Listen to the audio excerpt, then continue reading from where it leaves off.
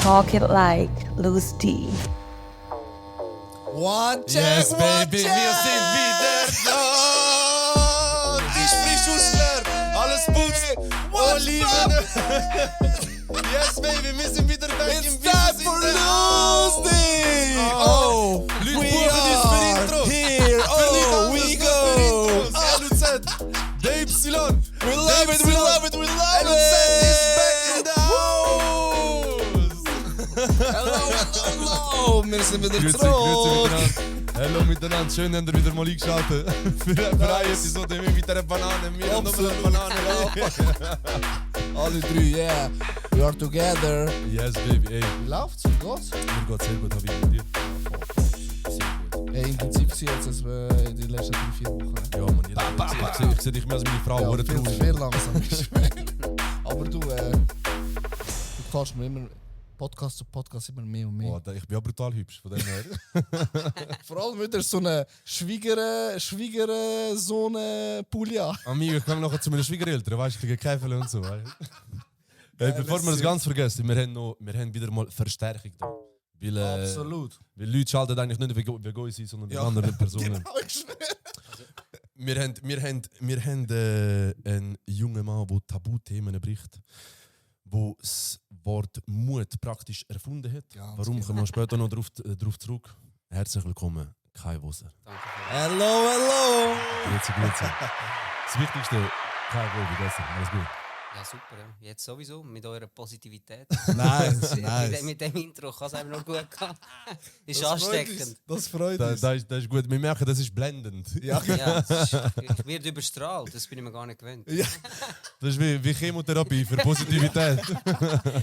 Ja, wir haben extrem Freude, dass du da gekommen bist und die Einladung angenommen hast. Danke Ja. vielmals. Wir müssen auch sagen, die allerspontanste Absolut. Zusage, die wir bis jetzt hatten von Riesenlegende. allen. Ne? Gestern geschrieben, heute easy, komme. Das tönt jetzt so, als ob du voll nichts tust den ganzen Tag. Aber ja, das ist alles sicher viel Glück gehabt. Und vor allem, weißt, wir sagen jedes Mal, ich habe es davor schon gesagt, eigentlich ist unser Ziel, dass wir, bevor wir die Kamera einschalten, wenig mit den Gästen reden. Mit dir haben wir jetzt irgendwie fast eine Stunde lang sind wir auf Ja, Chile aber gar gewesen. nicht mehr zu erzählen, oder? Aber ja, du hast sicher sehr viel. Und die Themen tun wir wieder jetzt hier reinbringen. Voll, ja. Voll. Aber zuerst, was läuft? Was willst du machen? Wie geht's? Was bist du jetzt gerade dran? Ja, es geht mir sehr gut. Ich Sehr schön. kämpfe halt jetzt vor allem gegen die Stigmatisierung und auch die Diskriminierung von psychischen Problemen. Und das ist mein grösstes Anliegen. Ich muss da ein bisschen näher ran, habe ich das Gefühl. Tipptopp, ja. Sehr Ja, gut. das ist mein grösstes Anliegen und das mache ich momentan auf Instagram und werde das aber auch eben in Podcasts machen. Ich bin jetzt sehr zuversichtlich, dass ich auch selber einen Podcast habe mit einem Psychiater zusammen und Wow, nice. ja, auch einen Kurzfilm noch schiessen diesen Monat und ja, Wepa. mehrere Projekte, wo ich dran bin. Und bin jetzt selber ein bisschen herausfinden, was macht mir am meisten Spass und in welche Richtung will ich am ehesten Wichtig. gehen. Aber das Hauptthema bei mir ist schon Mental Health. Ja, wichtig. Nice. Wichtig, ja. Absolut wichtig. Und schön, dass man. Ich finde immer schön, wenn jemand seine Passion. Du hast ja deine Passion, für die dich vielleicht noch nicht kennen. Wir haben hier einen Ex-Profi, einen ehemaligen Ja, Fußballer. Vorher habe ich ja gesagt, jemand, der das Wort Mut praktisch erfunden hat, oder? Vielleicht für die noch nicht meinen Hint noch nicht ganz gecheckt haben. Der junge Mann hat mehrere Saisons bei GC gespielt, geht er zu Basel. Nach einem kurzen Aufenthalt in England geht er zum FCZ. Die Frage war, wie kannst du alle Schweizer Fußballfans hässlich machen? Und der Kai Woser, ja. Das habe ich geschafft. Ja. Ich habe alle gegen mich aufgehetzt. Ja. Das war eben meine Spezialität. Gewesen. Aber wann hast du gemerkt, dass das Fußballding könnte wirklich profimäßig Anklang finden? Boah, das war immer mein Traum. Gewesen. Also schon als kleines Kind bin ich mit kurzen Hosen und den Stülpen rumgerannt. Also auch so in die Schule und so, oder in den Kindergarten. Geil. Ich habe mich alle blöd angeschaut, aber so richtig gemerkt, dass es richtig Profi kann gehen, ist dann schon gewesen, wo GC mich geholt hat als 10-Jährige. Dort habe ich natürlich dann geträumt. Und nachher, ja, ich würde so sagen, zwischen 16 und 18 ist relativ dann klar geworden für mich, dass ich das unbedingt wollte und dass ich es auch schaffen kann. Und ja, dann bin ich immer besser geworden und bin dann auch als ein grosses Talent angesehen worden im Club auch und habe mir dann schon Hoffnungen gemacht. Wobei, dann habe ich mal ein Jahr noch eine schwerwiegende Verletzung, also eine Entzündung am Schambein Okay. mit 18. Also vorher bin ich sehr, sehr gut dabei gewesen und sehr gut drauf gewesen. Und nach dieser Verletzung, in dieser Verletzungsphase habe ich mir extreme Gedanken gemacht, dass ich jetzt vielleicht gleich nicht könnte lange, bin dann aber nachher stärker zurückgekommen, als ich eigentlich Also hast du dort aufgehört habe. Hast du dort schon einen Profivertrag gehabt, wo du die Verletzung hast? Nein, dort habe ich noch keinen Profivertrag gehabt. Dort bin ich irgendwie 17, 18 gewesen. Aber haben dann wirklich sehr, sehr gut gespielt. Das internationales Turnier haben wir gegen Real Madrid im Finale gespielt und dort bin ich super gut gewesen, aber in dem Spiel habe ich mich dann eben verletzt. Und in dieser Verletzungsphase habe ich dann halt viel Zeit im Kraftraum verbracht. Also bin dann habe recht zugelegt, auch körperlich, weil ich bis so ein riesen Sprenzel war. Ich bin jetzt auch noch keine Maschine, aber dazu noch viel mehr. Und ja, aber das hat mir nachher gut getan irgendwie. Also, dann bin ich nachher total durchgestartet nach dieser Verletzungspause und dann relativ schnell in die erste Mannschaft gekommen. Mhm. Nice. Und dann, wann ist es, dass du in den ersten Profivertrag bekommst? Wie alt bist du denn? Da bin ich 19 gewesen, ich glaube gerade 19. Bei GC? Ja, bei GC, ja. Nice, okay. Und dann, was bist du? 6 Jahre im GC? Also insgesamt 14 Jahre. Im Eis bin ich glaube 5 Jahre gewesen. 19 bis 24 und nachher bin ich zu Basel, ja. Und dann, wie ist der Switch? Ist der Switch relativ klar gewesen? Oder ich meine, du bist ja dort noch als Talent. Gut, was bist du denn nach 5 Jahren? Irgendwo 4, 25 bist du zu Basel gewechselt, richtig? Genau, mit 24. Also das war eigentlich so gewesen, das war eigentlich nicht relativ klar gewesen. Ich habe mit 23 dann eine super Saison gemacht und auch super angefangen in der neuen Saison. Bin dann dort eigentlich schon einer der besten Spieler in der Mannschaft, würde ich mal sagen. Und dann, so bescheiden muss man sein. Nein, aber das hat natürlich schon auch Aufmerksamkeit generiert, im Inland wie auch im Ausland. Habe mich dann aber verletzt, habe mich so operieren, die Sehne angerissen und bin 7 Monate ausgefallen. Wow. Und mein Vertrag ist ausgelaufen nach dem Jahr. Also das war eigentlich dann auch eine Verhandlungszeit gewesen, um mit GC zu verhandeln. Aber während dieser Verhandlungsphase hat mich Basel angefragt, schon in der Winterpause. Aber ich bin noch verletzt gewesen. Und dann bin ich jetzt mal einen Medizincheck gemacht, habe mit dem Trainer geredet und so. Und die haben gesagt, wir wollen die unbedingt. Sie haben mich eigentlich zuerst schon in der Winterpause holen. Wer war der Trainer dort? Thorsten Fink. Okay. Aber ich bin noch verletzt gewesen. Also dann haben sie beim Medizincheck gemerkt, ja gut, du bringst uns momentan nichts, dann warten wir, bis dein Vertrag ausläuft. Und ja, dann ist aber die Verletzung noch viel länger gegangen, als ich eigentlich erwartet habe, in diesem Jahr noch. Und dann habe ich am Schluss nur noch 7 Spiele gemacht. Und dann bin ich mit beiden Vereinen am Verhandeln gewesen, oder beziehungsweise vor allem mit GC auch, aber die Verhandlungen haben mir nicht gepasst. Und dann habe ich mich entschieden, bei GC nicht zu verlängern und habe nachher mit Basel angefangen zu verhandeln. Weil in den letzten 7 Spielen nach der Verletzung bin ich dann halt wieder sehr, sehr stark gewesen. Und Basel hat dann gesagt, gut, sie haben mich anschauen und dann gesagt, ja doch, wir wollen nicht so unbedingt. Und dann hat es geklappt. Ist Basel die einzige Option gewesen? Oder du Zu dem hast vorhin Ausland erwähnt? Ein Jahr vorher hat mein Berater mal noch mit Hertha Berlin Kontakt gehabt und hat gesagt, ja, vielleicht über ein Jahr und so. Aber in dieser Zeit nach der Verletzung, ich meine, ich bin nachher 7 Monate verletzt und habe nur noch 5, 6 Spiele gespielt, oder 7 Spiele, glaube ich, sind es. Und in dieser Phase habe ich dann einfach entschieden, nicht bei GC zu bleiben. Und dann war der nächste Ansprechpartner halt Basel gerade, weil die mich schon wollten. Und damals auch auch Nummer 1 sportlich. Genau, und dann habe ich mich eigentlich dann direkt entschieden, weil die haben, die sind Meister geworden und wir haben dann Champions League gespielt im nächsten Jahr. Also für mich ist das eigentlich ein riesen Schritt gewesen und ein Fortschritt. Es war mein Traum, mal Champions League zu spielen. Ja. Wie war es so, Champions League zu spielen? Erzähl mal da den jungen Leuten, wie das so ist. Was war das erste Spiel in der Champions League? Gegen welche Mannschaft? Weißt du? Ist es Chelsea gewesen? Ich glaube, das weiß ich nicht mal. Ich glaube, es war Chelsea gewesen. Ich bin mir nicht mal mehr sicher. Ich glaube sogar gewonnen, 1-0 Chelsea. Ah ja. Ja, warte mal schnell. Welches war das erste Spiel gewesen? Krass, ich denke, das ist so etwas, das vergisst man nie mehr. Ich schwöre, ich weiß es. Ich glaube, es war Chelsea gewesen, das erste Spiel in der Champions League. Wer hat bei Chelsea gespielt? Ist es die Zeit von der Drogba und so gewesen? Ja, schau, ich habe es mir sogar aufgeschrieben. Bei Chelsea gegen den Eto'o, Lampard, Terry, Hazard, Mourinho war Trainer. Alter, das ist... Und vor allem, das ist jetzt eine Champions League, kurze Story, weil wir sind uns schon mal begegnet. Das ist dir vielleicht nicht so ganz bewusst, warum ich immer noch hässlich bin auf dich. Ich habe einen guten Kollegen von mir, ist Basel-Fan. Ich bin ja Zürich-Fan. Für die nicht checken, Zürich heisst eigentlich FCZ. Ein guter Kollege von mir ist Basel-Fan und noch haben wir einen Wett gehabt, ich weiß nicht mehr, wo das gegangen ist. Ich war entweder gehen wir das nächste Spiel zusammen, er und ich Zürich schauen oder Basel. Und nach das nächste Spiel war Basel-Tottenham, Europa League Viertelfinale 2013. Im Penaltyschiessen, wo wir weitergekommen sind. Genau, ja. Ich bin dort im Stadion, wo du gespielt hast. Und dort hast, du kannst dich nicht mehr an das erinnern, du hast mich dort gesehen und jetzt weißt du es plötzlich nicht mehr. Meinst du? Das ist voll prominent, Ich glaube kennst schon, dich ich nicht glaube mehr. schon. Ja doch, jetzt mag ich mich wieder Eben, erinnern. gell? Der kleine Fächer sehe ich dort rein. Aber was ist das für ein Gefühl gegen... Du spielst in der Super League, also es ist, ich weiß nicht da... Super League klein reden. klein reden, sondern gegen Chelsea. Du stehst dort gegen die man eigentlich in der FIFA immer auswählt und dann spielst du gegen die. Weißt, was ist das für ein Gefühl? Wie, Ja, es ist, wenn du das erste Mal erlebst, schon ein bisschen surreal. Also eben, du siehst die nur im Fernsehen und denkst so, oh mein Gott, jetzt spiele ich gegen die.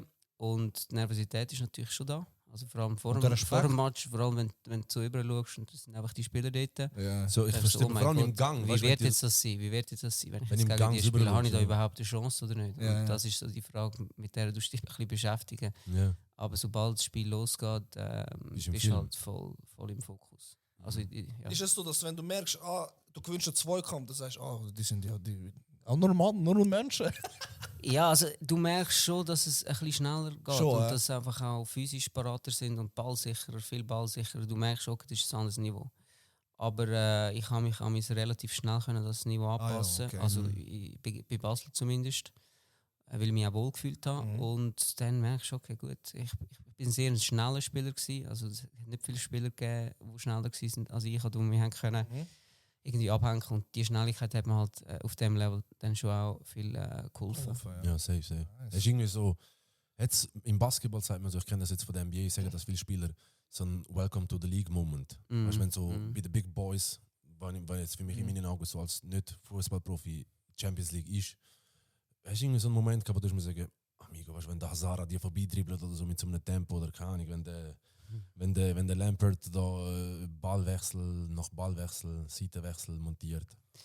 Ja, also der Hazard ist nie von mir vorbeigezogen. Nice! Nein, aber ich habe einen Moment, also der Hazard ist einer der besten Spieler, die ich je gegen ihn gespielt habe. Ich meine, dem habe ich fast den Ball nicht wegnehmen, aber er ist trotzdem nicht an mir vorbeigezogen. Aber einen Moment habe ich Machen gehabt. wir schnell einen Applaus noch. Nein, aber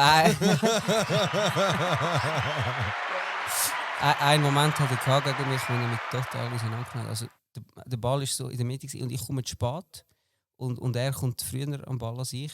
Und ich mache so den Schritt und er schiebt mir zwischen den beiden durch und rennt. Ja, dort hat er mir einen riesen Tunnel geschoben. Und dort ist es schon an mir vorbeigezogen. Aber wir sind halt so beide im Vollsprint aufeinander zu. Und er hat dort einen riesen Trick gemacht. Also ja, das ist genau bei seinen Highlights gekommen und so. Und, ja. Und du einfach dort einfach am Stehen, der Wichser.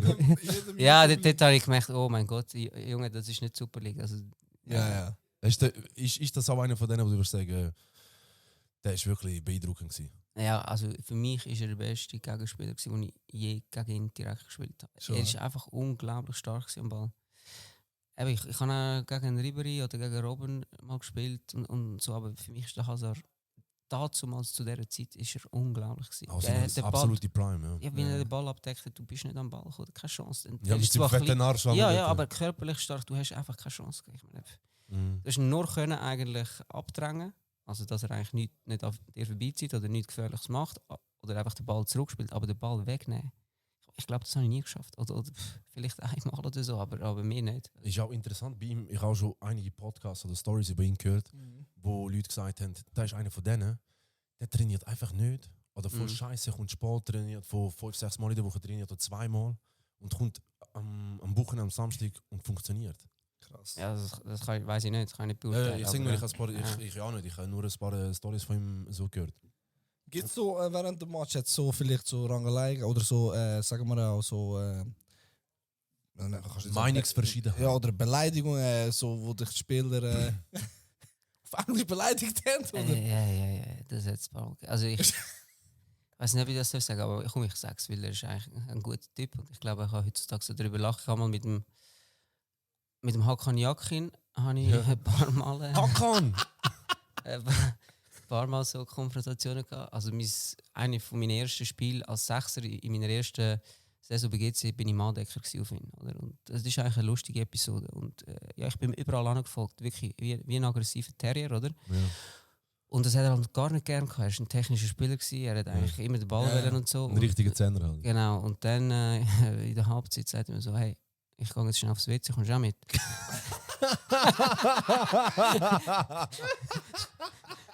Aber die wichtige Frage, bist du mitgegangen? Nein. Ich habe gesagt, nein, jetzt lade ich dich schnell, komm.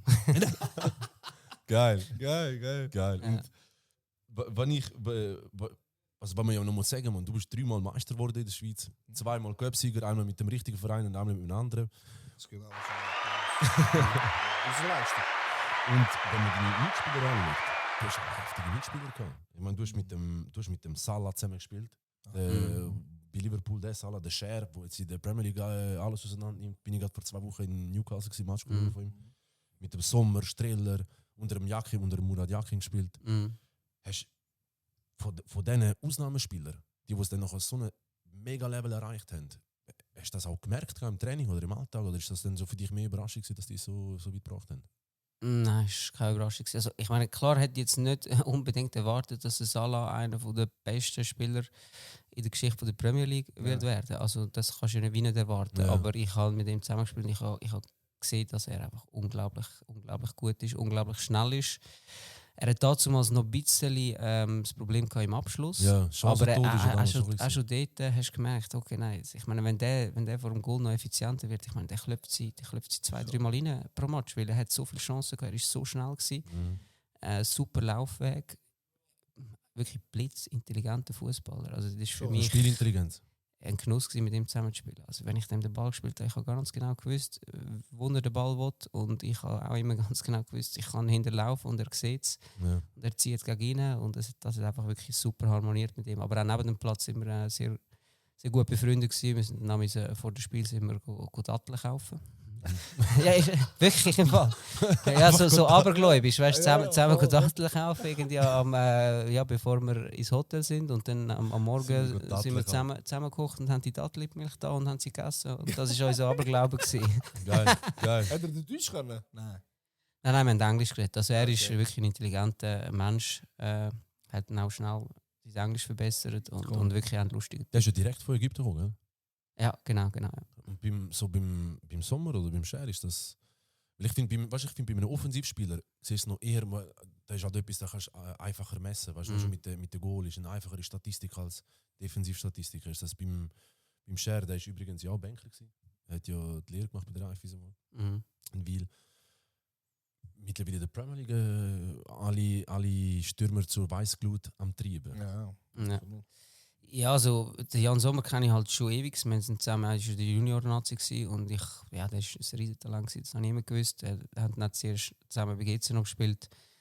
Und bei ihm habe ich eigentlich nie einen Zweifel gehabt, dass er mal wird ein Top-Goalie sein und bei einem riesen Club sein. Das ist einfach wirklich ein unglaublich talentierter Goalie mit den Füßen, mit allem. Auch ein Vollprofi, mental halt auch extrem stark. Und das hast du einfach immer gemerkt. Und beim Cher auch. Also, der Cher ist damals von Wiel zu uns gekommen und am Anfang hat er nicht so gespielt, aber du hast im Training schon gesehen, er ist einfach unglaublich stark am Ball. Also, der hätte gerade so gut können Zehner werden, hat man damals gedacht. Er hat dribbelt. Seine Schwäche war damals noch ein bisschen das Zweikampfverhalten gewesen. Ah, das ist interessant. Jetzt ist er voll stark in dem. Ja, aber eben so am Anfang, als er gerade von Wiel kam, ich meine, dann haben wir so die 3 gegen 3 oder 4 gegen 4 gemacht. Und ich bin auch so dem vorbeizogen, wenn er eine Slalomstange wäre. Und ich habe mir gesagt, hey, fuck man. Aber eben, der hat sich halt müssen daran gewöhnen und der hat dann extrem schnell dann eingeschlagen und extrem schnell brutal dazugelernt in allen Bereichen.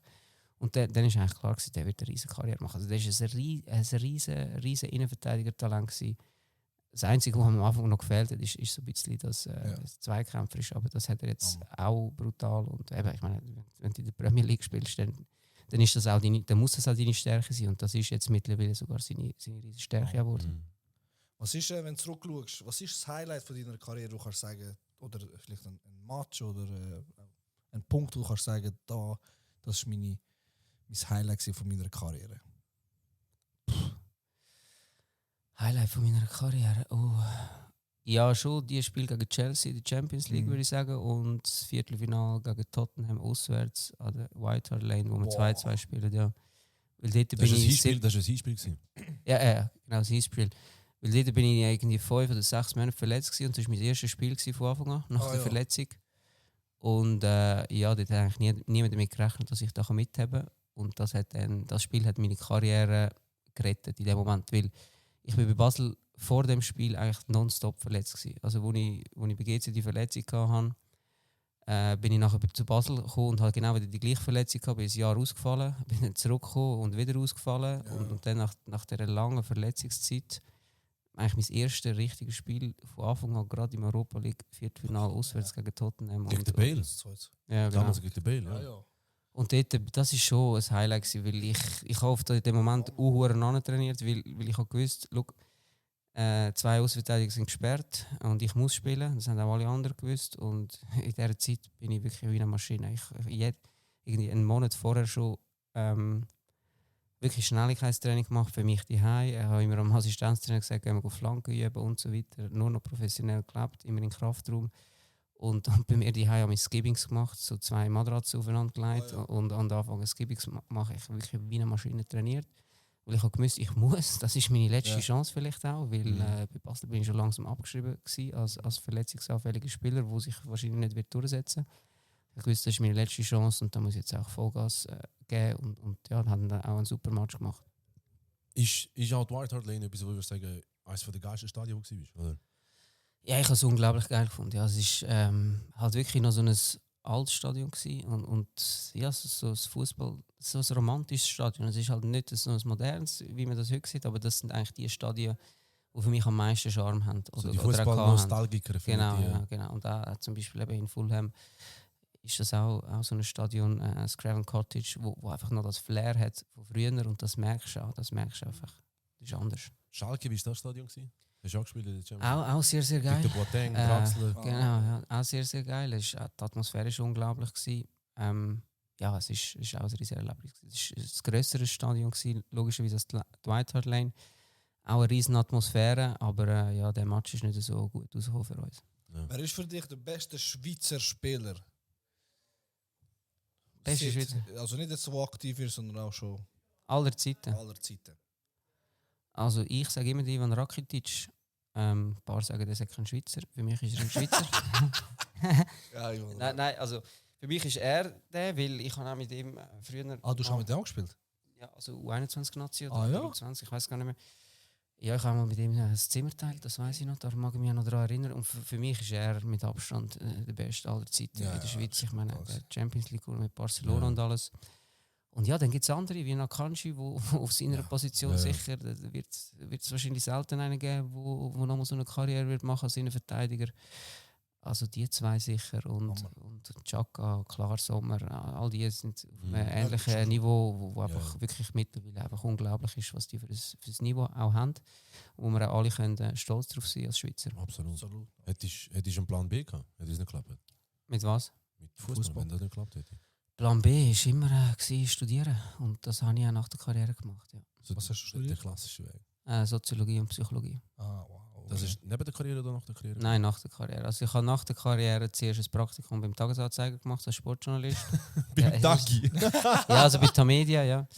Geil. Und dort auch einen Podcast und habe dann angefangen zu studieren und bin dann noch nachher zum SRF und habe studiert jetzt eigentlich bis letzten Herbst und habe dann das Studium abgebrochen oder auch zwangsläufig müssen abbrechen.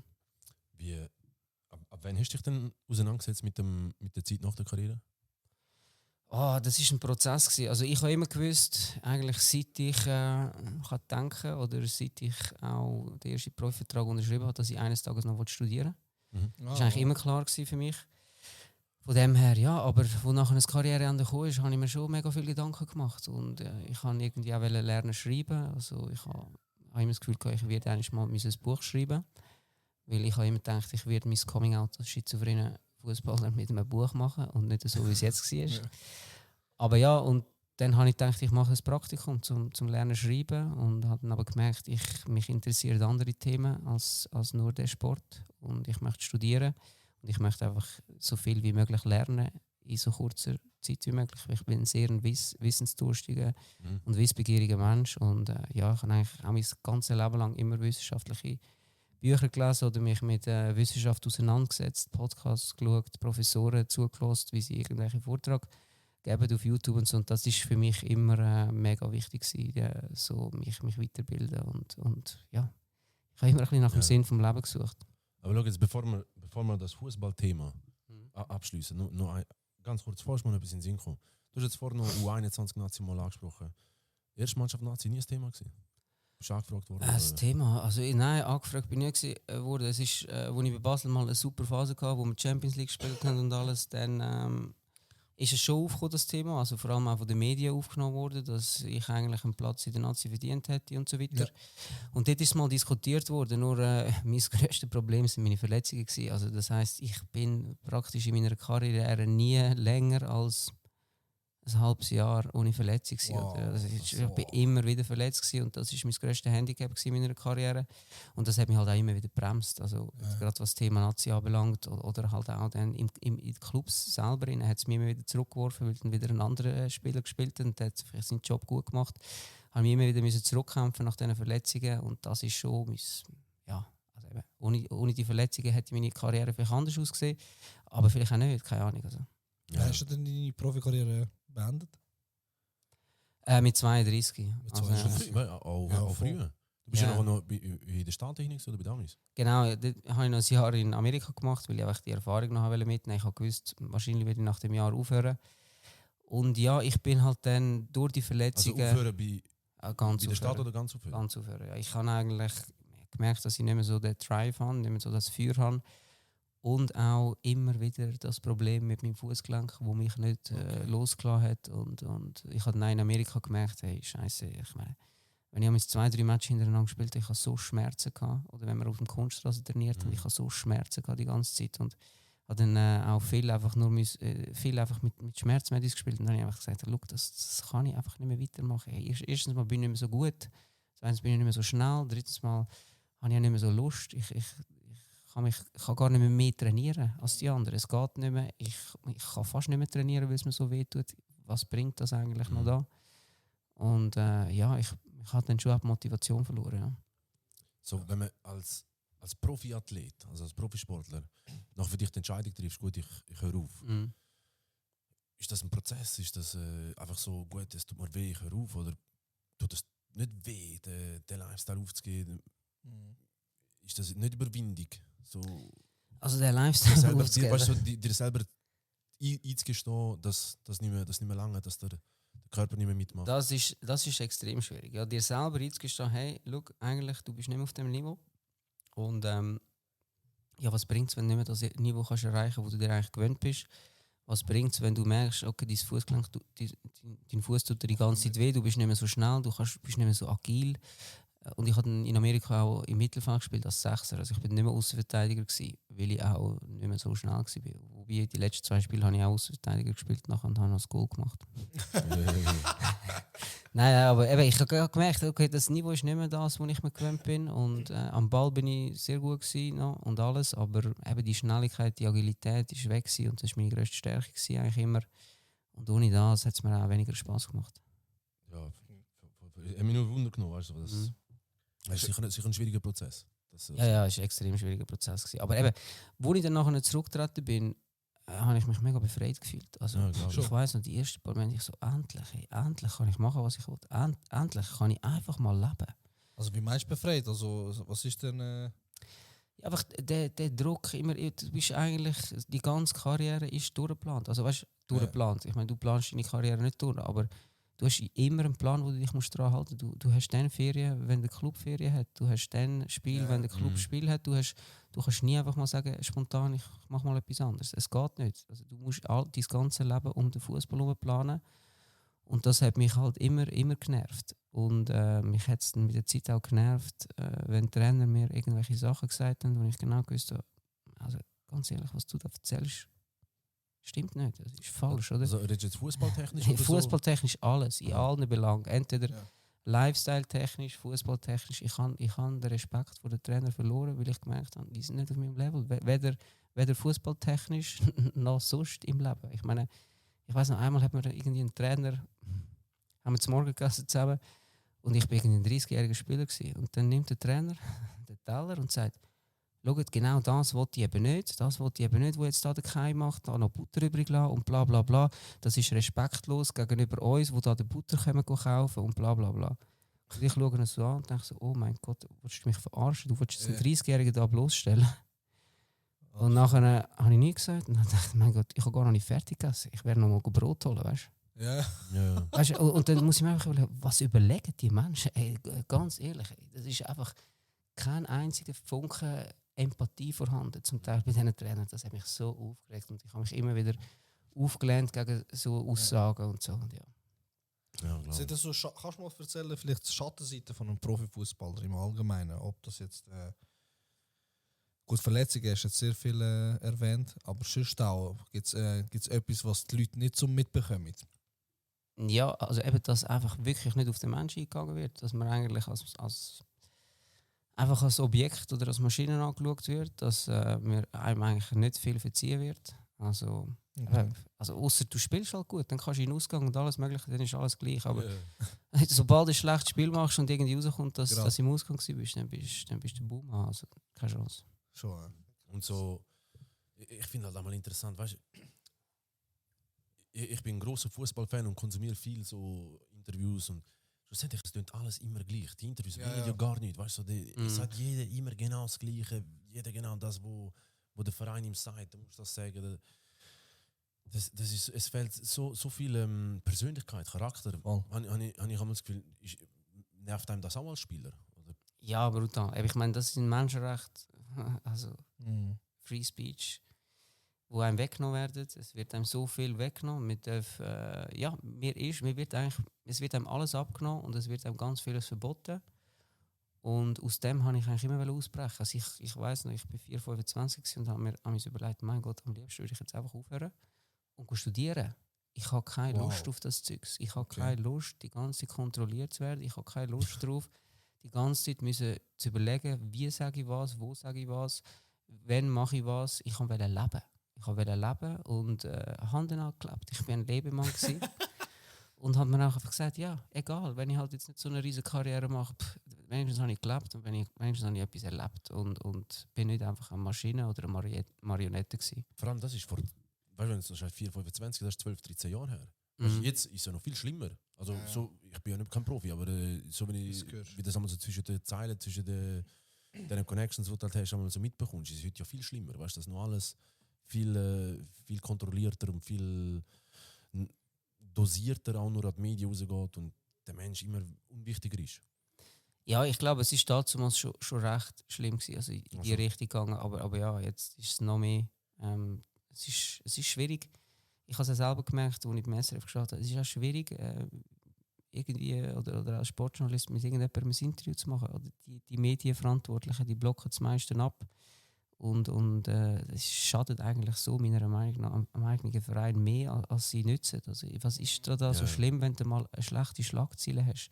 Oder was ist, ich meine, eine Schlagzeile bringt Aufmerksamkeit. Eine Schlagzeile über den Verein ist immer Werbung aus Vereinssicht. Und wenn du einen Spieler hast, der halt jetzt mal polarisiert, dann soll er doch polarisieren. Vielleicht braucht genau der Spieler das zum sich selber motivieren oder zu wieder einen Anreiz haben. Beispiel Granit Xhaka. Ja, wenn er polarisieren soll er polarisieren. Ja. Nachher, jedes Mal, wenn er polarisiert, spielt er einen riesen Match nachher und zeigt es wieder allen und sagt, hey, schaut da, ciao zusammen, jetzt habe ich es euch wieder gezeigt. Und vielleicht braucht er das, oder? Und lernt ihn doch sich selber sein, lernt ihn doch können ehrlich sagen, hey, bla bla bla, das und das und das, oder? Ja. Bist du auch wegen dem, schlussendlich dann auch in den Sportjournalismus gekommen?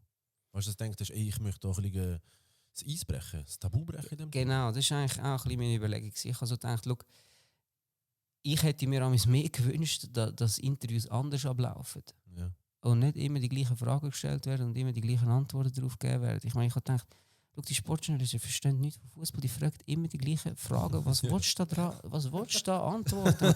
Also, weißt du, was ich meine? Die wollen ja die Person gar nicht kennenlernen. Die fragen nur immer, ja, wie ist es im Training, wie ist das. anstatt einmal die Persönlichkeit des Spielers ein bisschen hervorheben. Und das hat mich enorm genervt, oder? Und darum bin ich auch Sportjournalist geworden und darum habe ich auch die Videos zum Beispiel auf SRF gemacht, weil ich wollte zeigen, schau, das ist nicht einfach ein dummer Spieler, der nur über Fußball reden kann oder der einfach irgendwelche vorgegebenen Antworten liefert. Weil eure Fragen sind ja auch vorgegeben, ihr schreibt ja eure Fragen auf. Erwartet dann, wenn ihr eure Fragen aufschreibt, dass der Spieler dort irgendwie kreativ euch antwortet, wenn ihr immer die gleichen dummen Fragen stellt. Nein, es ist so. Und dann habe ich gedacht, ja easy, komm, ich mache Videos und zeige mal, wie die Spieler wirklich sind. Gehe auf den Platz mit ihnen und zeige mal ihre Persönlichkeit. Das sind lustige Leute, sehr humorvolle, sehr kreative, coole Typen, geile Sachen, wie man so schön sagt. Oder? Und das hat mich im Sportjournalismus genervt und ich habe gedacht, komm, ich bringe da mal ein bisschen Feuer rein.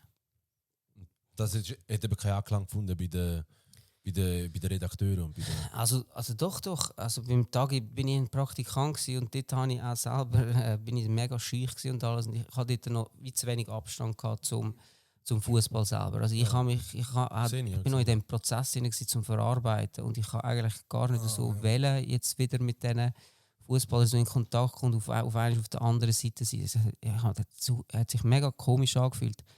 Beim SRF, nachher, als ich die Videos gemacht habe, war es komplett etwas anderes. Dort habe ich nachher gemerkt, hey, das ist mega cool. Und die Spieler haben es auch cool gefunden, wenn ich mit denen die Videos gemacht habe. Und die Videos sind auch super angekommen. Also dann hat es nachher funktioniert, aber erst mit einem gewissen Abstand auch zum Fußball selber, weil vorher bin ich vielleicht auch noch zu am Trauern gewesen. Ich meine, es ist dann schon auch ein Trauerprozess, wenn du aufhörst. Also ich habe vorher gesagt, am Anfang habe ich mich befreit gefühlt, aber so nach einem halben Jahr, habe ich so gedacht, hey, jetzt bin ich 33, ich könnte eigentlich immer noch spielen, man. Wieso habe ich aufgehört? Oh mein Gott und so. Und auch halt immer viel davon geträumt, wie ich noch am Spielen bin. Und am nächsten Tag aufgewacht und so gedacht, nein, man, ich spiele nicht mehr. Krass, Oder? Also das ist ein riesen Teil von deinem Leben, wo dann auf einmal wegfällt und ja, dann kannst du auch mal in ein Loch hineingehen und überlegst, ja, was soll ich jetzt mit meinem Leben anfangen? In welche Richtung geht jetzt mein Leben? Keine Ahnung.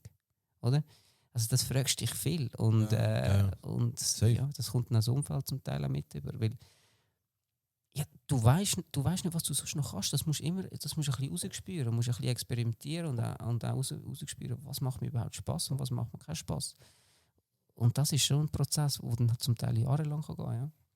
vor allem auch der mentale Aspekt, weil du hast, wenn du jetzt so sagst, bist du in ein Loch gefallen und dort bist du dann ja wenigstens für dich und ist ja das Gute, wenn im Loch bist, wenn ins Loch hineingefallen bist und du bist jetzt nicht aktiver Fußballer. Du hast keinen Plan, wo du dich daran richten musst. Du kannst selber dann für dich die Zeit nehmen, du kannst dann selber, bist finanziell ein Stückchen abgesichert, du kannst gut sagen, gut, ich nehme mir jetzt die Pause. Als Fußballer, wie gehst du damit, wenn du funktionieren musst? Das Mentale, das gibt es dann ja eigentlich gar nicht. Ja, das Problem musst du vergessen, jetzt musst du halt abliefern. Du bist in so Phasen während deiner aktiven Karriere umgegangen? Ja, ich hatte einen Sportpsychologe, schon relativ früh einmal. Und vorher hatte ich extrem Probleme gehabt, auch mit dem Druck umzugehen. Und darum bin Bevor ich du den hast? ja, genau. Und dann habe ich auch einen Sportpsychologen nachher gebraucht auch und habe das auch super gefunden, weil der hat mir extrem viel gebracht, um mit dem Druck besser umzugehen. Aber eben, dann gibt es sehr viele Sachen im Leben, die nicht einmal zum Teil etwas mit dem Fußball zu tun haben. Also wenn die Mutter stirbt, ich meine, da kann dir kein Psychologe auf der Welt helfen. Ja. Wenn es sonst privat nicht so gut läuft oder familiär, dann ist das einfach, dann trägst du das mit. Und dann halt, wenn du irgendwelche Verletzungen hast, ja, es ist hart, wenn du weißt, du könntest jetzt spielen und musst ein halbes Jahr lang auf der Tribüne hocken und deiner Mannschaft zuschauen beim Spielen und du weißt, ja, fuck, ich weiß nicht einmal, wie ich wieder zurückkomme und was ist und ich habe vielleicht nur noch ein halbes Jahr Vertrag, was mache ich nachher? Du machst dir so viele Gedanken während der Karriere und ich glaube, da bin ich nicht der einzige Spieler, der sich die Gedanken gemacht hat oder macht und ich glaube, ohne sportpsychologische Hilfe zum Teil wäre ich aufgeschmissen gewesen und ich habe mir einfach immer wieder gesagt, schau, Kai, du bist nur einmal Fußballprofi, irgendwann ist es vorbei und jetzt kämpfst du zurück. Und ich bin ein Kämpfer gewesen und habe die Rückschläge dann eigentlich immer als wie Benzin genommen, für wieder zurückzukommen. Und immer gesagt, weißt du, ich zeige es jetzt an. Und auch die Kritik habe ich immer so aufgenommen. Ich habe gedacht, okay, gut, jetzt kritisiert mich. Also jetzt bin ich halt mal eine Woche im Loch wegen euch. Aber ich zeige, das tut mich nur noch mehr anspornen, um euch allen um allen eure Mühlen Zeigen. stopfen, oder? Um euch allen zu zeigen, wie gut ich eigentlich bin. Und das hat mich dann immer wieder so selber gepusht, und weil ich einfach das nicht haben wollte, über mich ergehen lassen, wenn die Leute mich fertig gemacht haben. Ja. Hast du dich unterstützt gefühlt von den Vereinen? Ja, also... In dem mentalen Aspekt. Ja, also doch, bei GC schon und bei Basel einfach auch. Dort habe ich mich extrem wohl gefühlt, weil wir haben So generell meinst du? ja, also einfach die Spieler sind super unterstützend gewesen, bei GC auch schon. Aber nachher bei Basel auch wirklich der Präsident, der hervorragend ist, der Bernhard Häusler, der ein sehr menschlicher Typ ist, der ein empathischer ist, ein hochintelligenter, wo mir auch viel geholfen in schwierigen Phasen. Also ich bin dort auch ein Jahr lang verletzt gewesen. Dort haben wir einen Trainer gehabt mit dem Heiko Vogel, der genau auch die Attribute mit sich gebracht hat, wo mich ins Spital ist besuchen und so weiter. Und viele Spieler, die mich immer wieder aufgebaut haben, eben ein Streller oder andere, ein Jan Sommer, extrem viele Spieler, die einfach, du gemerkt hast, hey, da ist einfach ein Zusammenhalt. Das ist einfach wie eine Familie, und wir pushen einander und wir helfen einander, und man hat das Gefühl, hey, wir sind die Besten, weil wir eben ein Team sind.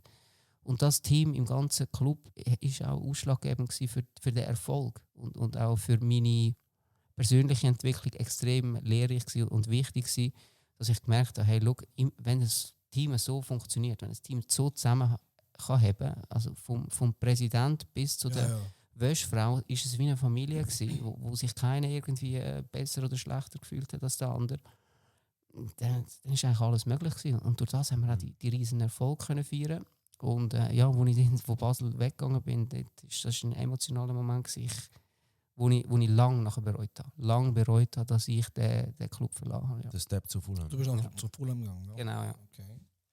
Kai, du bist der erste Profifußballer, der sich geoutet hat mit Schizophrenie, oder? Das haben wir doch geoutet. Ja. Schon. Das hat man geoutet. Hey, es gibt kein schlimmeres Outing als das. Wenn die WHO sagt, es ist eine Krankheit und eine unheilbare Krankheit. Also, das kannst du nicht ein viel schlimmeres Outing erleben, glaube ich. Wie sind die Reaktionen gewesen? Erzähl mal von dem Moment. Oder ab wann hast du das eigentlich gemacht? Ja, ich habe es zuerst auf Instagram gemacht, letztes Jahr im November, glaube ich. Und dann in den Medien im Januar, ja. Also ist Okay. einfach von einem Tag auf den anderen hast du gemerkt, ey, ich muss zum Arzt. Ich glaube, etwas. Oder wie kann man sich da. Wie wird das diagnostiziert? Ist Nein, das und ich ist... sage, Kai, geh dich mal testen. Oder? Nein, das ist komplett anders gelaufen. Es Ja, ist, ich meine, ich bin schizophren schon mein Leben lang. Also, was ist Schizophrenie? Das sind psychotische Episoden, die du hast im Leben. Und ich habe das schon mein Leben lang gehabt. Also ich kann mit dem umgehen. Ich hatte das schon während der Karriere gehabt. Das Schlimme daran ist eigentlich nur, wenn du in eine Paranoia hineinkommst. Und was löst eine Paranoia aus? Das ist eine Retraumatisierung von deiner Kindheit zum Teil oder Leute, wo dir schlechtes einfach in meinem Empfinden eine negative Energie sind oder wo mich manipulieren oder irgendetwas mir antun, wo ich das Gefühl habe, es ist mir angetan worden. Also ich kann denen zum Teil nicht einen Vorwurf machen, wenn sie unsensibel sind. Oder? Aber das kann eine Paranoia auslösen. Und ich hatte 2 Paranoias in meinem Leben. Also richtig krasse, ja, vielleicht 3, ja. Aber ich konnte mit dem immer umgehen. Und das Ding war, ich bin 2,5 Jahre lang zu einem Psychiater gegangen, weil ich eine Psychose hatte, wo meine Ex-Freundin mir gesagt hat, hey, du bist krank, geh zum Psychiater. Also ich konnte 3 Tage nicht schlafen, Halluzinationen gehabt, aber ich kenne das. Das ist überhaupt nicht schlimm, es geht nur um den Schlaf. Ich meine, wenn ihr 3 Tage nicht schlaft, dann habt ihr auch Halluzinationen. Gut, aber ich habe nachher gemerkt, shit, also gut, ich kann nicht schlafen, ich muss Schlafmedis haben. Und bin dann, habe dann einem Notfallpsychiater angerufen, das war vor 3 Jahren. Schon nach der Karriere dann? Ja, nach der Karriere, vor 3 Jahren gewesen, und der hat mir nachher eine Medis gegeben. Und 5 Tage später habe ich nachher ein Interview gehabt beim SRF, also so eine Fake-Live-Sendung. Bin eigentlich in dieser Phase psychotisch gewesen, sozusagen, aber Psychose ist für mich die Heilung. Das ist für mich überhaupt nichts Krankes. Weil dann bin ich voll mich selber, ich bin nicht mehr scheu, ich bin einfach voll mich selber, mir ist alles egal. Also in dem Moment nicht alles egal, ich geniesse mein Leben dann und denke so, wow, geil. Ich bin endlich irgendwie wach, ich habe irgendwie wie mehr Sinn. Ich habe wie einen 6. Sinn, mein Hirn ist viel aktiver. In einer Psychose habe ich 100% Zugriff auf mein Hirn, weil das Unterbewusstsein und das Bewusstsein vermischen sich dann zum Teil auch, oder? wenn du Halluzinationen hast, ist es ja genau das. Du hast nur Halluzinationen, weil dein Unterbewusstsein sich mit dem Bewusstsein vermischt. Und in dem Moment hast du 100% Zugriff auf dein Hirn und du hast so viele Informationen, die auf dich einprasseln, dass es zum Teil schwierig ist für die Leute damit umzugehen. Nur ich kenne das so mein ganzes Leben lang. Ich habe kein Problem mit dem umzugehen. Aber ich habe ein Problem damit, wenn mich nachher jemand diagnostiziert. Der Arzt hat mich nicht diagnostiziert am Anfang. Obwohl ich eine Psychose hatte. Ich habe immer gefragt, ja, ist denn das jetzt Psychose, die ich habe? Und er hat gesagt, nein. Und nach 2,5 Jahren Therapie habe ich ihm eine Theorie geschickt und habe gesagt, Ängstlichkeit und Narzissmus sind 2 Spektren, die zusammenhängen. Und Also was hast du ihm Theorie geschickt? ich habe eine Theorie aufgestellt, eine psychologische Theorie. Du musst wissen, Genie und Wahnsinn sind nahe beieinander. Einfach, also nur schon zum Festhalten, du hast einen Psychologe. Mein Psychiater, ich habe eine Theorie. Hast du Ich habe eine Theorie aufgestellt und gesagt, Ja. da lass dich belehren. Genau. Was Weil für ein ich habe selber Psychologie studiert und ich habe gewusst, ey, fuck, look, Ängstlichkeit und Narzissmus oder Angst und Narzissmus, das sind 2 Spektren, die gehören zusammen. Ich meine, ich kann dir das so erklären. Ich meine, wenn jetzt zum Beispiel 2 Leute um dich herum sind und du bist ein Mensch im, keine Ahnung was, vor 3000 Jahren, irgendwie, wenn du kommst extrem Angst über in dem Moment, oder? Aber wenn du nur Angst hast, wirst du gefressen. Du musst dann aus dieser Angst rauskommen. Und durch was kommst du aus dieser Angst raus? Durch einen gewissen Narzissmus, durch einen gewissen Glauben an dich selber und zu sagen, hey, erstens mal, ich will überleben, ich muss überleben. Und ich bin vielleicht ein bisschen schleuer als die 2 Leute da. Also was mache ich? Ich kletter auf den Baum auf. Irgendetwas, weißt? Du kannst ja nicht erstarren vor Angst. Eine Lösung. Oder du bringst dann den Leute um. Oder auch, das ist ja auch, wenn du bedroht wirst und du bringst jemand anderes um aus Selbstschutz. Ich meine, das ist ein Reflex, wo du musst machen zum Überleben, oder? Und ja, ich kann die Theorie noch weiter erzählen. Auf jeden Fall, ich habe dann halt auch gesagt, ja, wir müssen den Narzissmus bekämpfen, um den Klimawandel aufzuhalten. Also den Narzissmus in uns selber bekämpfen, um den Klimawandel aufzuhalten. Und ja, dann hat er gesagt, ja, du hast eine Psychose, komm sofort in die Behandlung. Ich so, nein, ich schlafe jetzt.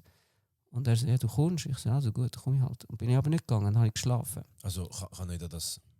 Hm? Da kann man dich ja nicht zwingen, oder? Ja, er hat mich zwingen. Er hat gesagt, was sagt denn deine Freundin und so. Und er hat mich total manipuliert. Und ich so, hey, ich komme nicht. Also gut. Dann bin ich ins Nest am Morgen. Ich habe die ganze Nacht nicht geschlafen, weil ich an dieser Theorie rumgetüftelt habe. Wie ein Wahnsinniger. Und ich bin nicht wahnsinnig. Es ist einfach, so bin ich. Ich bin schon immer so gewesen. Ich habe immer mir das Leben erklären. Und dann auf einmal läutet es an der Tür, ist die Polizei dort. Wow. Und ich so, what the fuck is going on? Also, mein Gott, was ist los? Habe ich etwas verbrochen? Und sie so, ja, nehmen wir mit die mitnehmen. Ich so, was mitnehmen? Was habe ich gemacht? Ich habe eine Theorie aufgestellt. Oh, was ist los? Nein, der Psychiater hat uns angerufen und hat gesagt, du sagst selbstgefährdet und du willst dich umbringen oder du bist selbstgefährdet. Ich so, was selbstgefährdet? Ich bin jetzt im Nest gelegen und ihr läutet da und wollt mich mitnehmen. Dann habe ich der Polizei gesagt, ich habe die Theorie auch anderen Leuten geschickt. Zum Beispiel habe ich sie an Bernhard Häusler geschickt, meinem ehemaligen Präsidenten beim FC Basel und so weiter. Und da sind ganz andere Reaktionen gekommen. Und wenn ich sie mit dem Psychiater schicke, schicke ich dann mit der Polizei. Aber was ist los? Krass, ja. Dann habe ich eine Theorie von Ängstlichkeit und Narzissmus erklärt. Und schau, eben, ich habe das Gefühl, mein Psychiater ist ein bisschen ein Narzisst und bla bla bla. Und ich bin ein ängstlicher Mensch und so weiter und so fort. Weil so bin ich auch drauf gekommen. Auf jeden Fall haben die nach 2 Stunden habe ich gesagt, ich wollte eine zweite Meinung. Und dann Also bist du 2 Stunden an der Tür gewesen, mit denen am Diskutieren? nicht an der Tür, sie sind reingekommen. An der Tür Ja, wie sie sind Nase im reingekommen, Finken. sind das Dritte gewesen. Und nachher habe ich gesagt, ja, es sind mir zu viel, das überfordert mich. Und dann ist jemand raus. Absolut. Dann sind es noch das Zweite drin gewesen. Ich war voll im Schock rein, weißt du. Und mit diesen Geräten die Theorie erklärt. Und ich so, oh, ich bin ein Genie, ich bin kein kranker Mensch. Und so die Theorie erklärt und so bla bla bla.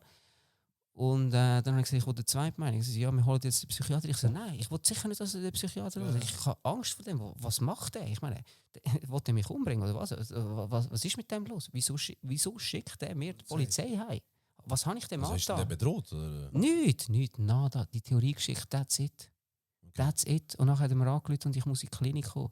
Und jetzt zu ihm in die Behandlung gekommen, an einem Samstagmorgen, wenn ich die ganze Nacht nicht geschlafen habe, gesagt, jetzt kommst du sofort auf die 11 da an und bla bla. Ich so, kommen Sie doch zu mir. Also, nein, wir haben immer bei mir in der Therapie abgemacht. Ich so, nein, ich komme nicht. Also doch, sie haben dann habe ich nachgegeben, weil er mich so manipuliert hat und so drängt. Ich so, also dann komme ich und bin aber nicht gegangen, weil ich wusste, ich gehe sicher nicht in die Therapie, wenn der mich dazu zwingt. Du hast einfach zugesagt, damit er ruhig ist. Oder? Ja, genau, weil ich habe keine Nerven gehabt zum Diskutieren. Ich habe die ganze Nacht nicht gepennt, ich wollte schlafen. Und dann, dann ist dann halt die Polizei dort gewesen und haben mit ihnen diskutiert und gesagt, ich wollte eine Zweitmeinung und nicht meinen Psychiater. Dann haben sie einen anderen Arzt geholt. Ich habe gesagt, ich wollte einen ganz normalen Arzt. Und der hat dann halt gesehen, wie ich dass ich ein bisschen aufgewühlt bin, aber ich bin dann auf dem Sofa gelegen und völlig beruhigt und habe dann gesagt, schau, ist alles gut und so, ich wollte jetzt einfach schlafen. Und dann hat er mir das Demesto verschrieben und dann sind sie gegangen. Aber das Problem war, nach dem Ereignis hat mir kein Mensch mehr geglaubt. Weder meine Ex-Freundin hat mir geglaubt, noch ihr Stiefvater hat mir geglaubt. Was ist nachher passiert, wo die Polizei daheim war bei mir, ist der Stiefvater von der Ex-Freundin zu mir und hat gesagt, hey, jetzt müssen wir die in die Klinik bringen. Ich so, was? Aber jetzt war schon gerade die Polizei da und ein Arzt, der gesagt hat, nein, du musst nicht in die Klinik. Doch, wir müssen in die Klinik. Doch, wir müssen in die Klinik. Blablabla. Ich so, what the fuck? Und dann haben eigentlich alle das Gefühl gehabt, ich spinne. Und dann bin ich in Paranoia gekommen, weil ich das Gefühl hatte, da hat sich da alles gegen mich beschworen. Die glauben mir nicht einmal mit 3 Wörtern, mir geht es gut und ich will schlafen. Oder 4 Wörter. Es glaubt mir kein einziger Mensch mehr ein Wort, nur weil ein Psychiater mich diagnostiziert hat. Und das war der Schockmoment von meinem Leben, wo ich gemerkt habe, da läuft etwas komplett falsch. Das alles wieder Da aufgekommen. läuft etwas komplett falsch. Und dann, Aber du hast in nicht- dieser Phase kannst du nachher nicht schlafen. Dann Und bist du das Leben am erklären. Und dann stellst du Theorien auf, von links bis rechts, von oben bis unten. Und ja, in dieser Phase habe ich auch extrem geniale Theorie aufgestellt, muss ich selber nicht sagen. Eine extrem geniale Theorie. Aber weißt du, das frage ich mich eben. Wenn du sagst, im Januar 24 bist du mit Schizophrenie diagnostiziert worden. Nein, das war im letzten September, Oktober. Okay, 23, okay. Aber du hast gesagt, du bist das ganze Leben lang schon? Ja. Also das ist jetzt einfach deine... Du hast das Gefühl, du bist das immer schon gewesen? Ich bin immer genau gleich gewesen. Okay, ja, gut. Also, Okay, das ist auch deine... Für mich ist Schizophrenie ein erfundener Bullshit, weil du musst überlegen, in der Psychologie hast du all die sogenannten Krankheiten. Ich meine, wie willst du Millionen von Menschen in eine Kategorie rein tun? Also weißt, ich meine, die Symptome von Schizophrenie, irgendwie, zum Beispiel auch keine Krankheitseinsicht. Patienten haben keine Krankheitseinsicht. Bipolare und Schizophrenie haben keine Krankheitseinsicht. Da muss ich sagen, aber Psychiater, wenn dir jeder Patient sagt, ich bin nicht krank, wieso hörst du denn nicht auf den Patienten? Weißt du, was ich meine? Das müsste eigentlich wissenschaftlich verboten sein, so ein Symptom aufstellen. Weil wenn dir jeder Patient sagt, ich bin nicht krank im Kopf, aber du hast das Gefühl, die sind krank im Kopf, also irgendetwas stimmt da nicht. Oder da will ja eigentlich ein Psychiater, der macht ja Psychiater dich krank, weil er will dir erzählen, du sagst krank. Also wenn mir jemand will erzählen, ich sage krank im Kopf, dann muss ich sagen, also ganz ehrlich, ich glaube, du bist krank im Kopf. Nein, also wirklich, weißt du, Realitätsverlust. Wie will der mir sagen, ob ich Realitätsverlust habe, wenn der gar nicht sieht, was ich erlebt habe? Ich meine, der hat ja keine Ahnung, wie es ist, als bekannter Mensch in der Stadt rumlaufen. Der hat ja keine Ahnung, wie es ist, irgendwie im Fernsehen zu arbeiten. Der hat ja keine Ahnung, was sonst noch abgeht in meinem Leben. Wie wollte mir etwas vom Realitätsverlust erzählen? Wir sind so Gespräche mit dem abgelaufen, weißt du, so versucht er dich irgendwie kennenzulernen und dich zu verstehen, oder? Ja, am Anfang hat hat er mir einen Fleck und sagt, ist da Fledermaus oder ist am da Anfang Auto? hat er mir auch geholfen. Wir haben Psychoanalyse gemacht, also wir haben auch viel von der Kindheit erzählt und so. Aber das Problem war eines Tages, dass er das Gefühl hatte, mein Vater hätte mich vergewaltigt, was nicht stimmt. Und das hat das Ganze eigentlich ausgelöst, wo ich dann auch die Theorien angefangen habe aufzubauen, weil ich dann gemerkt, irgendwie ist das ein narzisstisches Verhalten von meinem Psychiater. Ich meine, ich habe ihn dann auch getestet. Also ich es ist so, ich habe es Zeit nachher selber gedacht, shit, hat mein Vater mich vergewaltigt? Ich so, nein, also der hat mir ein Trauma induzieren oder induziert. Krass, ja. Und dann habe ich gemerkt, oh shit, nein, mein Vater hat mich vergewaltigt. Also das stimmt gar nicht.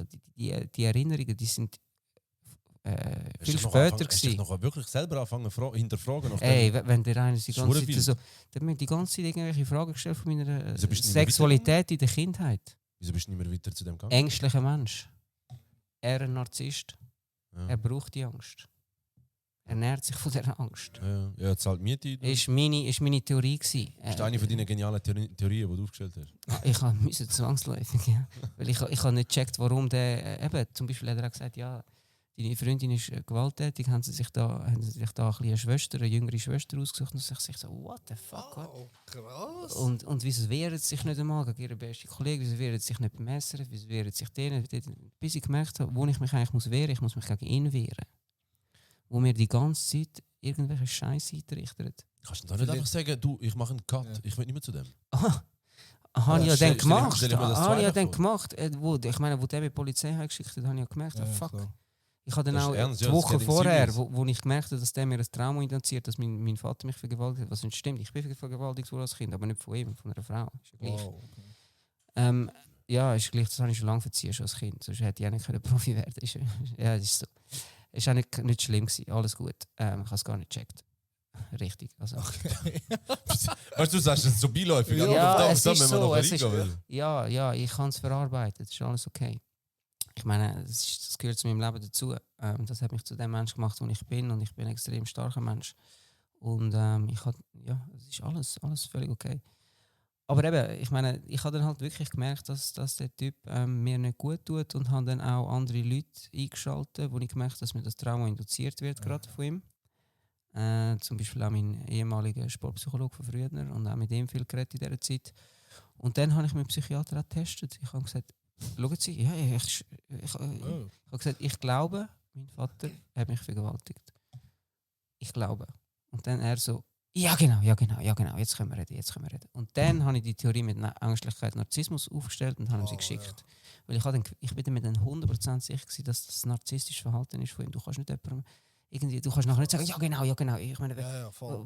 Ist er dabei gewesen? Ist Ja, er dabei jetzt- gewesen? Hat er es gesehen oder was? Ist er dein Vater? Nein, eben genau. Der hat mich genau an meinen Vater erinnert, wo man immer hat gewisse Sachen so sagen, so und so ist es. Ich meine, ich weiß ganz genau, wie mein Leben funktioniert hat. Ich bin nicht dumm. Ich habe ein sehr gutes Gedächtnis. Ich bin ein Wortautist. Ich weiß alles noch, was mir die Leute sagen. Ja gut, so ein gutes Gedächtnis ist nicht, du hast mich nicht erkannt im Stadion. Gesichter ist meine Schwäche. Verstehst du? Ein Autist hat immer Stärken und Schwächen. Vielleicht, weil du ihn belehrt hast, hat er die Polizei geschickt. Das ist auch vielleicht eine Theorie, die du... Ja, ich weiß es nicht. Schau, ich glaube einfach, er hat gemerkt, dass ich ihn durchschaut habe bei gewissen Sachen. Und, ja. Und er schickt er die Ich Polizei. weiß es nicht, Aber, ist alles theoretisch, es ist mir auch völlig egal. Hä? Dein Sportpsychologe hat irgendwie so depressive Ansätze oder so bei dir erkannt. Weißt du, wenn jetzt der mit so Theorie aufkommt, ist da so etwas mental? Also du meinst jetzt den Psychiater oder Weißt du, mein den Sportpsychologe Sportpsychologe? früher? Weißt du, irgendwie, ist das vorher schon ein Thema gewesen, oder ist das jetzt einfach mit dem... Ich meine, ich habe ein sehr schwieriges Leben gehabt. Also meine Mutter ist, als ich 12 war, manisch-depressiv diagnostiziert worden. Und ich habe nachher dort die Welt nicht mehr verstanden, weil sie hat nachher Medikamente nehmen. Du bist 12 gewesen? Genau, und sie hat immer wieder so psychotische Phasen gehabt. Mein Fehler war damals, dass ich irgendwie dann angefangen habe, der Wissenschaft zu glauben, obwohl ich irgendwie misstrauisch war. Weil sie hat, das sage ich jetzt noch zum ersten Mal in einem Podcast, sie hat die Zukunft voraussehen. Also sie hat den Tod von Kennedy Jr. vorausgesehen. Sie hat das einem Gericht gesagt, in einer Gerichtsverhandlung. Ich weiß nicht mehr genau. Irgendwo ist das gesagt worden. Sie hat das vorausgesehen. Und der ist nachher abgestürzt mit dem Flugzeug. Ich habe mehrere Theorien, wie sie das voraussehen können. Ist ja gleich, ich möchte jetzt gerade nicht näher darauf eingehen. Aber ja, als ich das gemerkt habe, dass sie keine Zukunft voraussehen, ist das schon krass gewesen für mich. Aber sie ist dann diagnostiziert worden und es ist gesagt wurde, sie ist krank im Kopf. Also sie muss Tabletten nehmen. Warum ist sie diagnostiziert worden? Weil sie in dieser Zeit, wo sie die Theorie auch aufgestellt hat, sie hat auch die Theorie aufgestellt, oder? Tagelang nicht geschlafen hat. Und wenn du tagelang nicht schlafst, das passiert jedem Mensch, du drehst durch, du verlierst den Verstand. Du musst dich selber dazu zwingen zum Schlafen. Und klar hat sie dort den Verstand verloren. Also klar hat sie nachher Halluzinationen gehabt. Und, aber sie ist, ja, und dann ist sie halt diagnostiziert worden und als manisch-depressiv diagnostiziert worden und ist dann depressiv geworden, gerade ein Jahr lang. Fast kein Wort mehr geredet. Und das sind einfach Ereignisse in meinem ganzen Leben, die mich schon beschäftigt haben. Und das hat auch der Sportpsychologe, als ich dann zum Sportpsychologen gegangen bin, hat das gemerkt. Aber das ist ein sehr positiver Mensch, der gesagt hat, hey, schau mal, wie schön das Leben, schau mal, wie geil. Schaffen in deiner Körpersprache, du bist deine eigene Firma, du musst jetzt nur für dich schauen, bla bla bla. Und er hat immer gut, hat mir so viele Sachen beigebracht. Er hat mir zum Beispiel auch gesagt, schau, Kai, es gibt manchmal Leute, die ganze Familiengeschichte revolutionieren. Du musst dir das so vorstellen, hat er mir gesagt, ein Bauer geht mit seinen Kühen immer in die gleiche Weide weiden, bis eines Tages 12 kommen und ihm irgendwie 10 Kühe reissen und noch ein paar Kühe die Klippen darauf stürzen. Und nachher werden all die Nachkommen nie mehr zu dieser Wiese gehen. Weil der Vater sagt, hey, dort gehen wir nicht mehr, da ist das passiert. Also, weil vielleicht, sagen wir, 300 Jahre lang geht niemand mehr von den Nachkommen und von den Söhnen auf die Wiese, bis mal wieder einer kommt und sagt, hey, weißt du, das ist eigentlich die beste Wiese, jetzt gehe ich wieder dort. Ja. Mir doch scheißegal, was früher passiert ist. Oder? Und dann haben wir gesagt, Kai, du bist ja so. Weil mein Vater hat ein Alkoholproblem gehabt, ich nicht, damals. Noch nicht. Aber du trinkst Cola. Du trinkst ja dann noch erwähnen.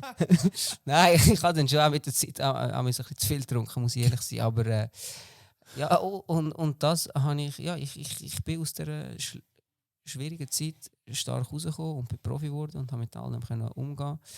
Und das hat mein Sportpsychologe gesehen und gesagt, Kai, du bist ein Revolutionär. Und du wirst, du bist ein Revolutionär und du wirst immer ein Revolutionär bleiben. Und das hat mir eigentlich seit dem letzten halben Jahr extrem geholfen. Und ich habe gesagt, gut, weißt du, dann oute ich mich halt als schizophren, wenn der mich diagnostiziert, sage aber im gleichen Atemzug, dass es keine Krankheit ist und so weiter und so fort und versuche die ganze Psychologie zu revolutionieren. Also. Wie ist die Reaktion von deinen Mitmenschen, deinen Kollegen, deinen alten Teamkollegen?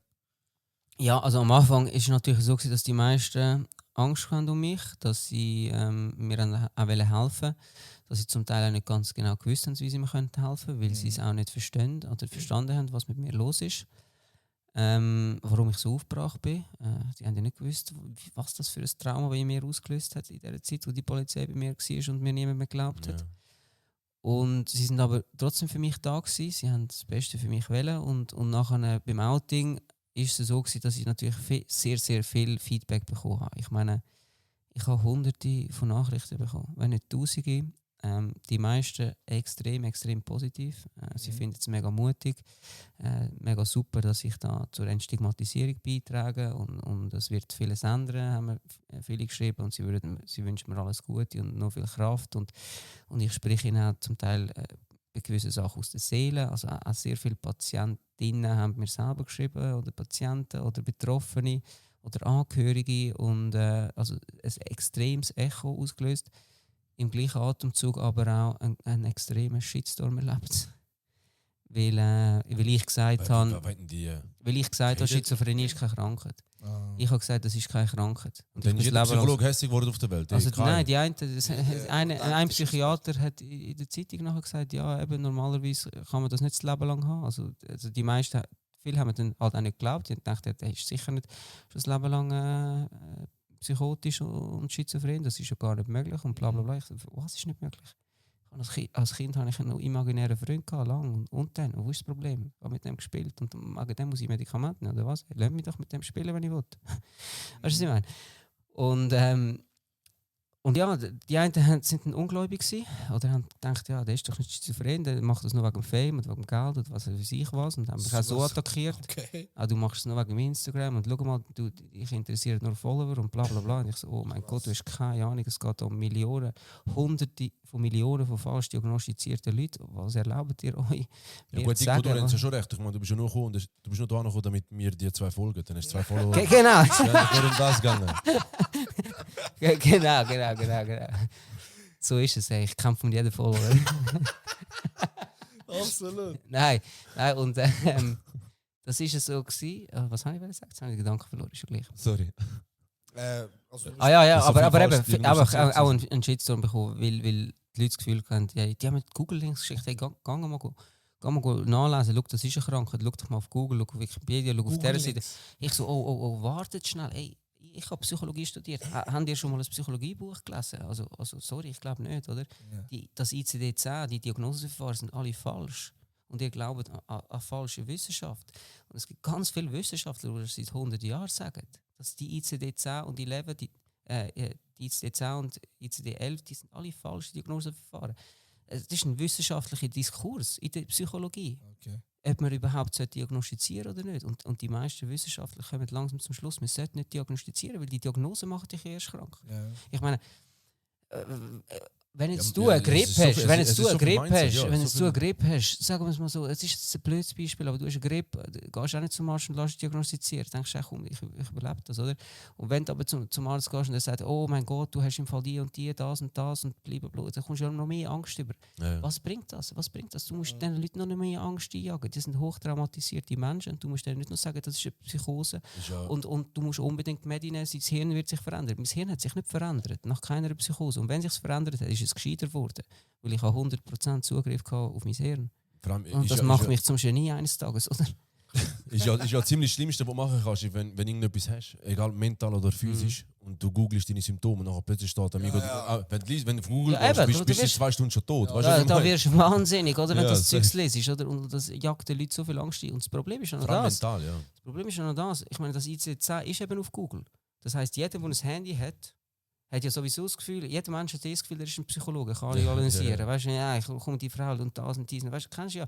Schau, das ist doch so eine, das ist doch so eine, das ist doch so eine, das ist doch arrogant, das ist doch das. Jeder Mensch ist schon nonstop, jeden Tag am anderen Menschen versuchen zu analysieren. Oder? Ja. Und dann gibst du so ein ICD-10 raus und sagst eigentlich den Menschen, schau, das sind alle die Kranken, die gehen es nachschauen und die Leute laufen dann so mit dem Finger um, der hat im Fall die Störung, der hat die Störung, der hat die Störung. Ja, schau doch da, das ist, der hat im Fall die Störung. Schwarz auf weiß, Der ja. muss, glaube ich, in eine Klinik und so. Ich so, sind die wahnsinnig? Vor allem, ich habe das Gefühl, jetzt im 2024 hat er jetzt neu angefangen mit Toxic. Weißt du, der ist voll toxisch, Ja. der ist ein Narzisst, der ist dies, der ist das. Amigo. Schau, es gibt keinen Narzisst, der einfach als Narzisst geboren ist. Es gibt narzisstisches Verhalten, meiner Meinung nach. Und gewisse Sachen sind narzisstisches Verhalten. Und ich würde nie einen verurteilen als Narzisst. Ich meine, ich habe jetzt das mit meinem Psychiater gemacht, aber der kann sich verändern. Der muss nicht ein Leben lang Narzisst bleiben. Das hat die Wahl. Der hat die Wahl, wie er mit anderen Menschen umgeht und wie er sich verhält. Der kann selbst reflektiert werden und denken, fuck, ja, so hat das der Kai wahrgenommen. Aha, okay, darum meint er, es ist ein narzisstisches Verhalten. Vielleicht ist es in dem Moment ein narzisstisches Verhalten gewesen, weil ich ihm meine Wahrheit aufdrücken wollte. Und ich nehme keine Wahrheit von einem anderen Menschen an. Und schon gar nicht, wenn er sagt, ich bin selbst gefördert. Weil ich weiss, dass ich mir nie das Leben nehmen Ja. Ja, vor allem, weißt du, glaube ich, muss viele Leute gerade zu dem psychologischen oder dem mentalen Aspekt auch bewusst sein. Du bist nicht deine Vergangenheit. Weißt, Genau. nur weil du jetzt die letzten 3 Monate vielleicht irgendetwas Ja. gemacht hast, irgendeinen Scheiß, du bist das nicht. Nein. Du musst nicht weiterziehen, du musst Nein. nicht in die Zukunft machen. Du bist nicht deine Vergangenheit. Nein, du bist- kannst Du kannst dich ändern. Du auch kannst, wenn du einen lernen Scheiß daraus. gemacht hast, kannst du die Leute um Verzeihung bitten und sagen, hey, sorry, ja. ich habe dort wirklich einen Fehler gemacht, ich habe dort falsch gedacht, ich habe das falsch gemacht. Und die Leute werden verzeihen. Schwieriger ist es aber, dir selber zu verzeihen. Ja, das ist. Das ist das Schwierigste, oder? Ich meine, ich weiß nicht, wie ich meiner Schwester verzeihen kann, wo sie ihre erste Psychose hatte. Ich habe 2 Wochen versucht, ihr beizubringen, wie sie das handeln kann und habe nachher gleich der Polizei angerufen. Aber das kann ich mir selber nicht verzeihen. Oder habe ich mir lange nicht verzeihen. Weil du der Polizei angerufen hast. Ja, damit sie in die Klinik geht. Und das hat alles ausgelöst in 3 Jahren lang. Also es war schon auch mein Fehler gewesen. Ich habe es nicht geschafft, sie aus dieser Psychose rauszuführen am Anfang. Aber ja, ich habe es dort auch noch nicht besser gewusst. Jetzt weiss ich, wie ich einen psychotischen Menschen könnte oben abholen. Aber das ist ein Prozess. Ich habe jahrelang an diesen Theorien studiert. Weil ich weiss ja selber, wie ich in eine Psychose hineinkomme und auch wie ich selber rauskomme. Ich habe das mehrere Jahre lang, Ja, das ist Experience. jahrzehntelang erlebt. Nur die Schwierigkeit ist, jemand anderem das beizubringen. Weißt du, was ich meine? Die richtigen Worte zu finden, damit die Person in dem Moment, wo ihr Unterbewusstsein und ihr Bewusstsein sich vermischen, dass sie nicht nonstop Fehlschlüsse macht. Weil sie spürt dann zum Beispiel die Energie, das ist schlechte Energie, toxisch, genau. Und sie denkt, fuck, das ist ein Teufel. Und dann muss ich ihr sagen, nein, das ist einfach eine negative Energie. Aber die negative Energie ist nur für dich negativ.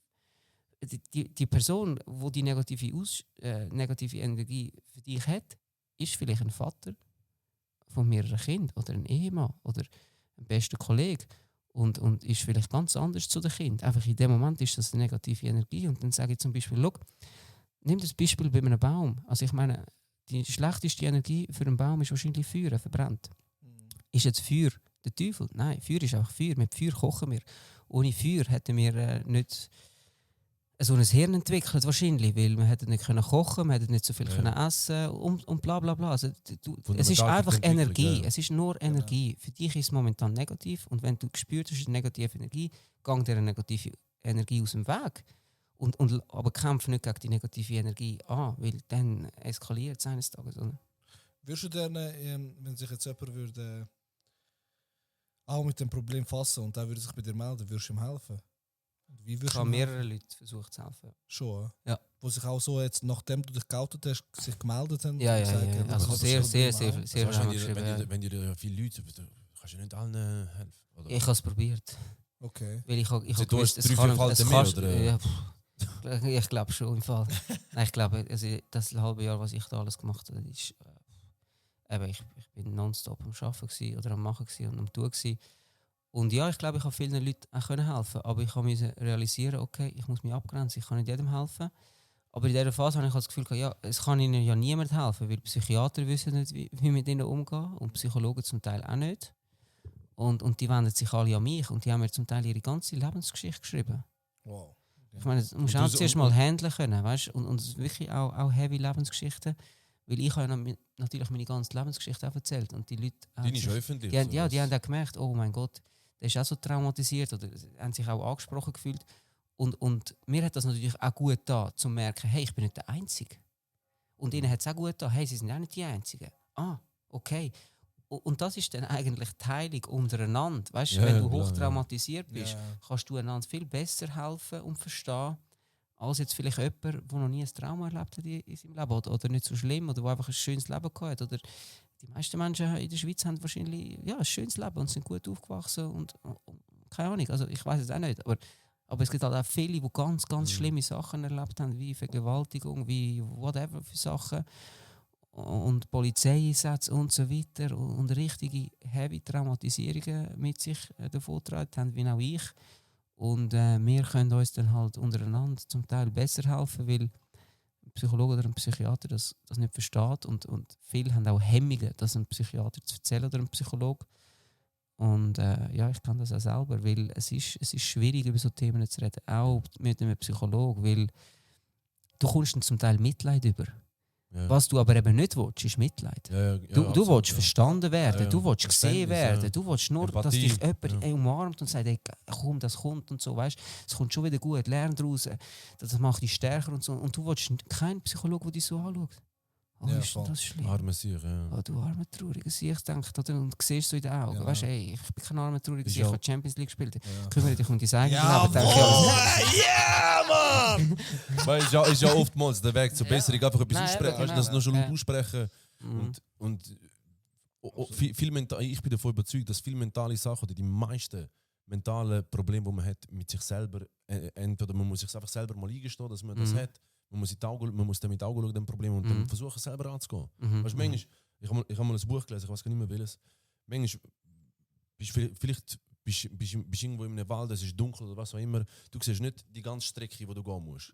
Aber du siehst den nächsten Schritt. Genau, nimm einfach mal den nächsten Schritt. Genau. Nimm den nächsten Schritt und nicht gerade 3 Kilometer vorwärts denken. Du kannst nicht immer alles vorausplanen.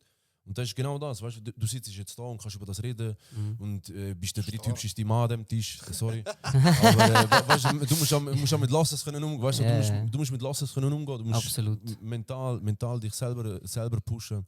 Und das ist schön, weißt du, wenn jemand, wo offensichtlich Probleme hat, mit mentalen Aspekt. Und jetzt sitzt du da und laufst am Bahnhof in die falsche Richtung und lässt dir helfen, weißt du? Das war schon immer so gewesen. Ich bin schon immer der gleiche. Ich steige manchmal in den falschen Tram oder im falschen Zug und lande irgendwo am Flughafen, obwohl ich auch in die andere Richtung. Ich bin ein verträumter Mensch.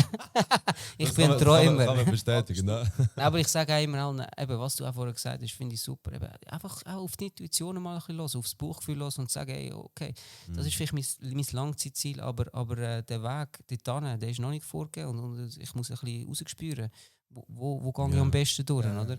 Und du wirst immer wieder auf die Fresse fliegen und es wird immer wieder irgendetwas passieren, aber ich sage immer allen, und das lernst du im Fußball halt auch oder im Sport allgemein, du kommst immer stärker zurück, du wirst immer stärker zurückkommen, egal ob du mal eine Verletzung hast oder eben mal ein mentales Problem hast oder ob du mal ein Trauma hast müssen durchmachen oder eine Retraumatisierung hast, du wirst stärker zurückkommen. Und wenn das die Leute verstehen, dass sie nicht auch wenn sie irgendwie mal diagnostiziert sind oder mal in einer Klinik sind, sie sind nicht krank für ihr Leben lang. Die kommen stärker zurück, wenn sie anfangen, an sich selber wieder glauben. Bravo. Oder? Sehr Ja, gut, absolut. Das ist genau da. Ja. Hattest du in dem Fall gar nichts, wo Psychologen und Psychiater, also... Doch. Also schau, es gibt wie bei allem gute und schlechte. Es gibt, Wer ist der Gute? ein guter ist zum Beispiel eben mein erster Sportpsychologe, der mir gesagt hat, Kai, du bist hochintelligent, Kai, du wirst mal etwas revolutionieren, Kai, du bist stark, glaube dich, Kai, Wo dich mental gestärkt hat? genau, wo mir gut zugehört hat, wo mir auch Positivität gibt. Genau. Ich meine, wenn ich da ankomme und ihr macht so ein Intro, wenn ich euch in die Augen schaue, das ist positive Energie für mich. Hey, das tut mir gut als Mensch. Ja, voll. Und wenn ich die euch zurückgeben kann, Ja, hey, dann ist doch super, oder?